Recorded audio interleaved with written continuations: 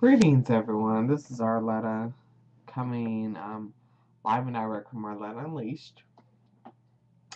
And um, this topic actually kind of just came to me. I was kind of contemplating some different things have come clear to me in the last day or two, and I wanted to blog about that.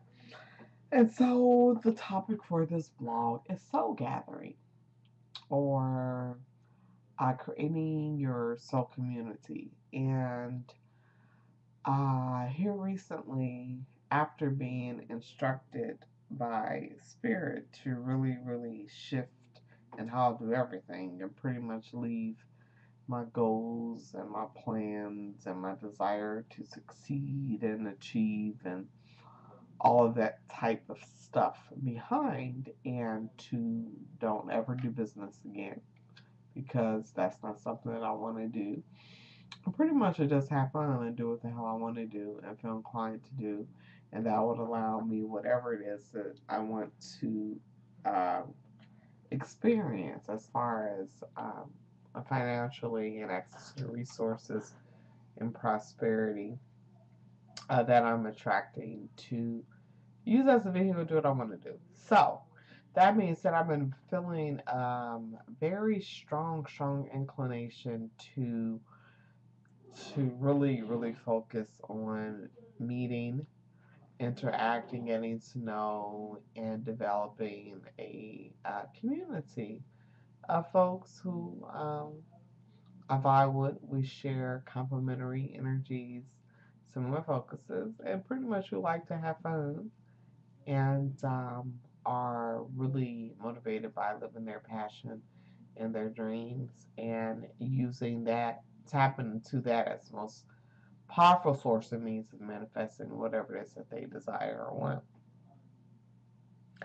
And so I started thinking about that, and I was like, you know what, that's actually part of that unleashment process because it gets to the point where you have to grow to a level of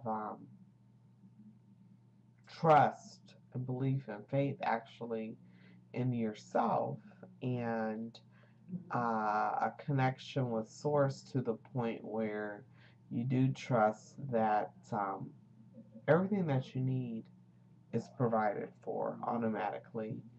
Everything that you want and articulate as a desire, the instant upon which you articulate that desire, the universe creates that and it's just there for you to be kind of in an energy match so you can receive it or so it can show up in your life. And when you're able to really unleash that energy as opposed to keeping yourself separate from it or hidden from it or scared of it, as it was in my case, or not feeling worthy of it or not wanting to believe in it or not allowing myself to tap into it, you truly become very powerful. And it's not a new power, it's not a unique power, it's power that I have access to. But you're able to utilize it for really doing what you want, being who you want, and being how you want, and living how you want. And so, what's also seemed to be emerging right now is that it's becoming more and more apparent that in order for us to be able to even do the things that we want to do, the focus is shifting further and further away from individual orientation and achievement and more to a sense of community because it's like you have the power of one human, one individual, and what they can tap into, but you take that and multiply that by 2 or 10 or 100 or 2,000 or 20,000 or 2 million, and that power becomes mind-boggling. It starts to extend to infinity and beyond, and it makes it easy.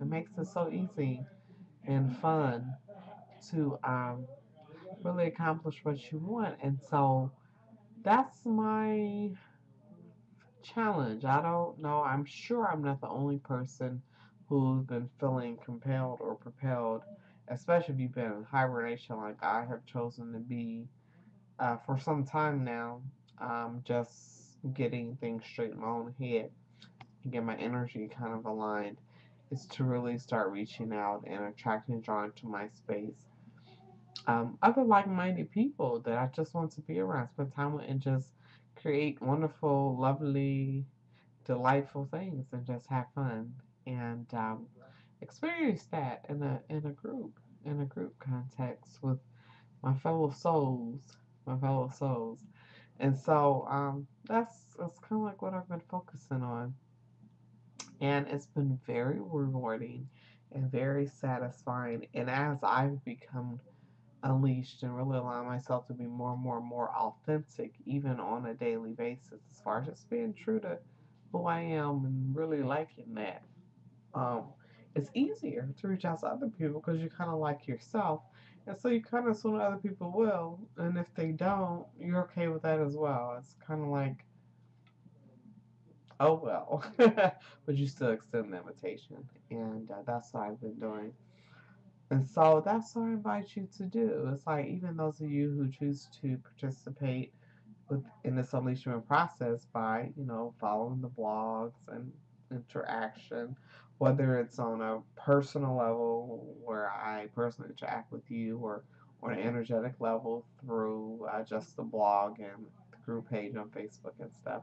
Either way, we're still all in constant communication. Not only that, but the networks that we are creating are becoming more permeable and more, you could sense it more. Either people are feeling more connected or they're feeling more isolated, but it's like those extremes are becoming more polarized.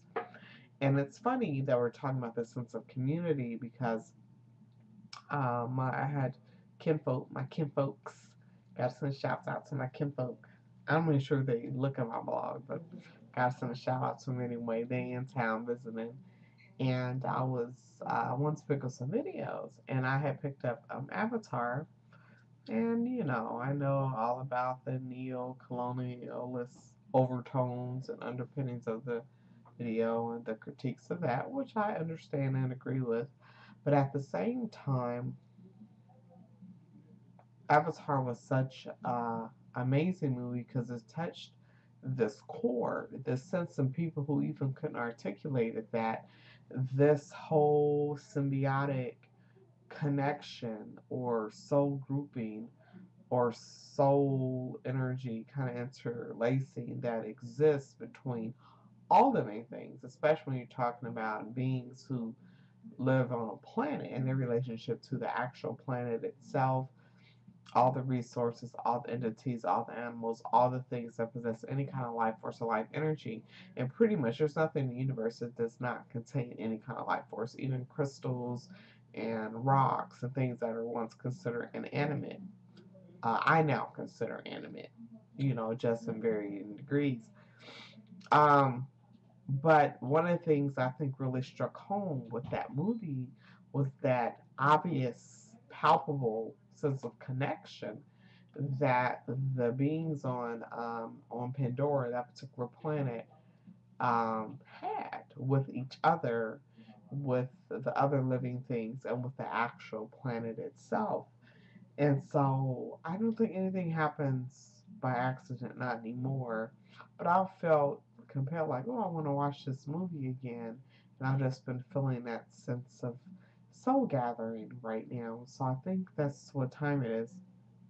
And then I've been hearing from different spirit sources that are going to get different information from that. That really is the focus right now, actually, for this month in particular. And really, we humans are expanding on that. So it's time to step out, y'all, away from our personal isolated experiences and really establish and open ourselves up to those connections and become unleashed in that process, and really, to the best of our abilities, interact from a soul level. And so we can have that true communication and true um, intimacy and true sense of sharing and connection. And the more we do that, the more at home here we will feel and will be, and more connected to source will all be, then we can amplify that energy